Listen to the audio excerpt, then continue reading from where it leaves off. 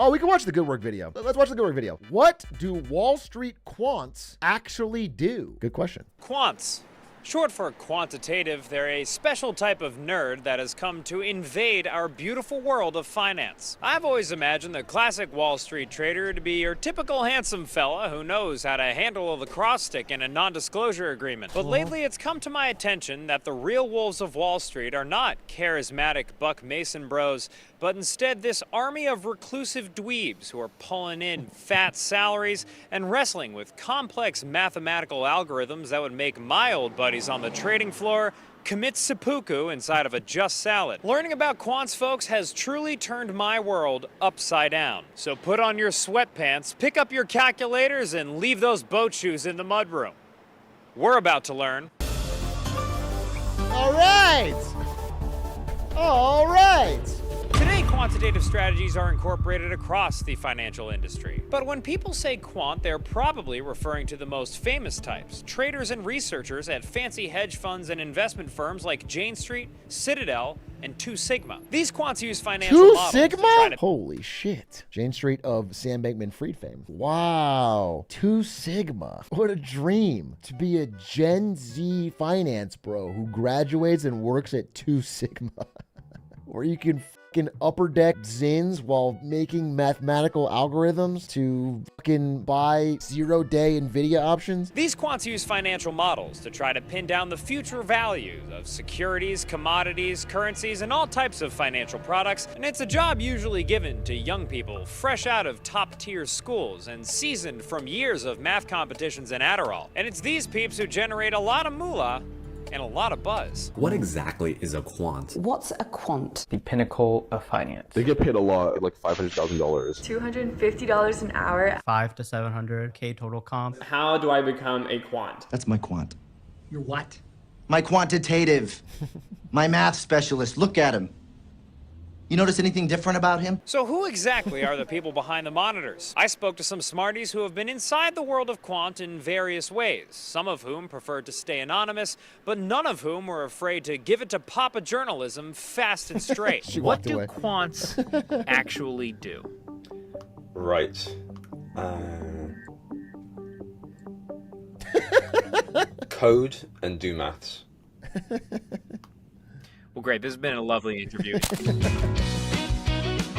A lot of math and a lot of computer science. As a quant, a signal in the market is just anything that can happen that we think is predictive of something else. The signals that quants excel at are things that your average banker would never in a million years notice. Things that are buried into the math. Stuff you can only find with big amounts of data analysis and machine learning. There's huge amounts of research on being able to predict the weather in like Nebraska 5 days from now, because if we figure out that it's going to be 3 degrees hotter than it actually like the weather forecast predicts, then we know that a pipeline that's carrying oil from the Northeast to Texas going through Nebraska might cost an extra 10 microcents per liter, so we can, adjust those markets ever so slightly. I obviously had no idea what he was talking about. So to learn more about how the hell bookworm freaks like him ended up in finance, I had to go back to the beginning, which for quants means the Renaissance. Technologies. Renaissance Technologies. A leader of the quant trading movement and founded in 1982, they are the goats. Renaissance Technologies is a trading firm who embraced algorithms years before everything else in the world embraced algorithms. Renaissance's king dork was Jim Simons, one of the few early math... I feel like they have had the best performance of any hedge fund over like 30 years. I think they compounded at like... Oh, he's about to say that? Okay. ...mathematicians who brought their talents from the halls of academia to Wall Street in the 60s and 70s. Yeah, so he's a pioneer. I wouldn't say he's the pioneer, the only pioneers among the pioneers of this quantitative push. Gregory Zuckerman is an investigative reporter at the Wall Street Journal and author of The Man Who Solved the Market, a biography of Jim Simons. If he had only done mathematics, he'd be worthy of a book and all kinds of recognition, and he gave it all up to go into trading and investing. His firm, it's called Renaissance Technology. He gave up being mildly known as a mathematician to be one of the richest men in human history. Saying he gave it all up implies that like it was a noble sacrifice. That's not brave. That's the other way around, if anything. Now, Jim Simons was rich, but he wasn't up there with Elon Musk and Jeffy B. When he died last year, he had $31 billion, which made him the 55th richest person in the world. Also, his Wikipedia page says that he didn't wear socks and smoked up to 2 packs of cigarettes a day. So maybe that's the secret to being successful. The key hedge fund, Medallion, is sold the out, greatest yeah. money-making entity Wall Street's ever seen. Their average returns are 66% a year over many Absurd. decades. For context, absurd. averaging 66% in returns is literally better than any investor you've ever heard of. Warren Buffett, Ray Dalio, Wilmer Guffins, George Soros. Literally none of these guys even came. Dude, remind me about Ray Dalio when I'm doing marketing tomorrow or something. I have a lot to say about Ray Dalio, but I don't want to do it today. Remind me. I got a paint rant. Close to that number, not even the one I made up. But why then isn't Slim Jim as big of a name as these guys? He was very secretive. He didn't want the acclaim. If anything, he avoided it. It was a really difficult project to write this book. People weren't allowed to talk to me. They're not allowed to talk in general. They have these really thick NDAs. And it turns out the secrecy that defined Renaissance is actually quite characteristic of the quant industry in general. They're worried someone's going to pick up on some of their secrets.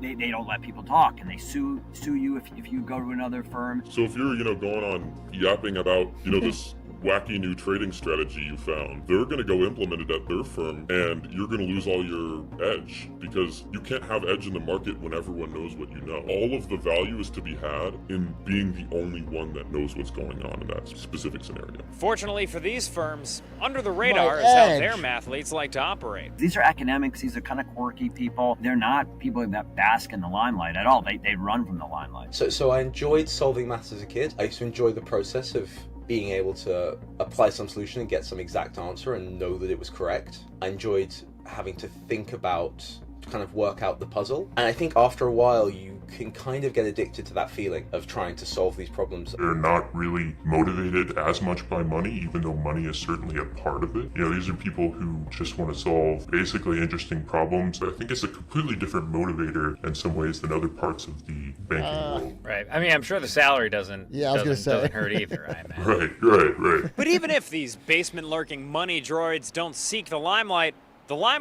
has certainly found them. By 2017, quantitative funds accounted for over a quarter of all U.S. stock market trading. And unlike the Ivy League acapella wars of 2013, I'm not the first one to report on this. Quant's becoming a central player in finance is bold news. But as the amount of the market that we're putting into the hands of computers continues to grow, and as computers become more powerful, fear around algorithmic doomsday scenarios grows as well. Today, parts of these advanced programs are so-called black boxes, meaning we don't always know why algorithms recommend certain trades. Also, people are worried about fun stuff like AI going off the rails and making rogue buy and sell decisions. And then there's stuff that's already happened. For example, in August 2007, billions of dollars evaporated from the largest hedge funds after an algorithmic fire sale. Or maybe a look at what happened in 2010 when an automated trading software rapidly sold a shit ton of futures contracts to do with the S&P 500 and erased $1 trillion in market value. I remember that day well. Before dawn, I was lying in bed next to my second wife, my eyes wide open, peering over a field of frosted grass outside of our window, and I said, "Honey, I don't know what it is, but I feel like $1 trillion in market value will be erased from the S&P 500 today." Direct Then LeBron she said, quote? "Hush, Dan. I'm dreaming of a man who can make me climax." We stayed together for 3 years after that, but in that moment I knew the relationship was over. It's sort of like the boogeyman today where everybody, you can't figure out why the market moved, so it's got to be the quants. That's sort of like the instinctive explanation. And I think it's a little bit unfair. I don't think they're foolproof. I don't think they're necessarily so much better than everybody else, but we've had panics throughout history in financial markets. So we'll have some computer-oriented panics, downturns in the future, but we've had them in the past as well. So then can I ask, what's your read on the quant industry today? Have most hedge funds embraced quantitative trading as a strategy? So there are two things when it comes to investing. There's the idea of what to buy or sell, and there's how to buy or sell, what we call execution. When it comes to execution, pretty much everybody has embraced quantitative financing. Where to allocate, how to break up the trade so it doesn't move prices around. When it comes to the idea, the genesis of the thesis, what to buy, not everyone has embraced it. Not everyone should embrace it. Even the Renaissance people believe in man plus machine kind of thing, or more machine plus man. So what do quants Some actually Darth Vader do? trading? Well, they do a more precise academic version of what we all do in this green, flat Amex card-shaped world of finance. They speculate. They gamble. They try as hard as they can to turn uncertainties into certainties, all in the glorious name of getting the bag. These robots just do it with higher IQs, better degrees, and more advanced tools than the rest of us. Quants, believe it or not, your people too. And I'm sorry for ever judging. So XQC is kind of a quant, in a way. In a way, maybe the greatest quant. That's what the Q is for.